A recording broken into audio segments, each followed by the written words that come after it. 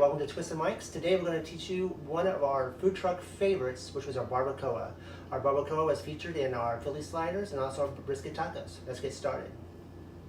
Our barbacoa is actually a very simple crockpot recipe, which is excellent. What we're going to do, we're going to start off with a 5-pound brisket. Most of the skin has been already, the fat has been taken off. We're actually going to take this, we're actually going to slice it in half so it's going to fit inside your crock pot. Depending on the size of crock pot, you may not have to, but in ours we do. We're also going to take our knife. I'm going to cut little slits in the top so that way our seasonings can get down into the brisket while it's cooking. We're going to use 3 or 4 little slats. If you hear the rattling sound, it's our dog. He seems to like to come over whenever we're in the kitchen and inspect what we're doing. All right, over here we've got our spices for our barbacoa. We're going to actually use 4 teaspoons of chili powder. We're going to use 1 teaspoon of chipotle chili powder, 1 teaspoon of coriander, 1 teaspoon of garlic powder, 1 teaspoon of oregano, 1 teaspoon of onion powder. We're then going to use 1 teaspoon of cumin, 2 teaspoons of salt, and we're going to mix that all together. We'll grab a spoon here. We want to mix it together because we want to make sure that we combine all the ingredients in a nice, consistent mixture. I probably should have used a bowl for that. And then this way, whenever we stick it on our meat, you have more of an even distribution all over our meat of what the spices are. We're going to take those spices, put those all in. We're kind of going to rub that into our meat. In our crock pot, we have chopped up 2 medium-sized onions, or 3 if you need, if they're kind of small. Place those in the bottom. We're then going to pat that down into our, pat that down. Lay those inside of our crock pot. We're then going to add the rest of our onions. And we're going to add 4 teaspoons of chopped garlic. You can use either fresh or you can use the pre-diced that you can find in the stores. We're going to add 2 cups of water. And try not to put this on top of the brisket because you really don't want the seasonings to fall off the sides.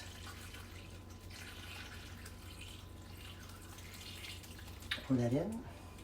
Put our lid on. We're going to set it to high. It's going to be on high for 4 to 5 hours, or you can cook it on low for 8 to 10 hours. All right, our brisket is finally finished. It took about 6 hours for the brisket to finally get finished cooking. We're going to take that off, and it's easy to shred, and that's kind of what we want. We want that easy to shred.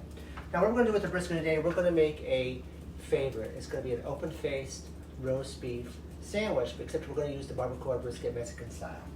Now what we need to do, I'm going to go ahead and turn this down to low. In a pan over here, we're going to make the gravy to go on top of the sandwich. What we've got here, we've got our water. We're using 1/4 cup of water and 2 tablespoons of our cornstarch. Stick that there. I'm going to go ahead and blend that in together really well. Make sure it's mixed with no lumps. And then we're going to take out here, this has got a ton of flavor with all those spices from earlier. So we're going to take out 1 cup total of the broth. Do it carefully so you don't burn yourself. Looks like I got a few onions and that type of fun thing in there. And by adding 2 cups of broth earlier of water, it gives you enough broth so you can make a gravy and still let the roast beef go through and remain moist. We're going to take this over to the stove and we're going to thicken it up. All right, after we brought it over from over there next to the brisket, we've actually had this on the stove for maybe a minute and it's already become fairly thick. And what you want to do is take some of that clearness out of it. I'm going to finish thickening that up. And it looks like our gravy is completely done. All right, We're going to get ready to make our roast beef sandwich in just a moment. Now that we've got the gravy made, we're going to make our open face sandwiches using our barbacoa brisket and our barbacoa gravy. Simple. We're going to just put a slice of bread on each one of these beautiful plates.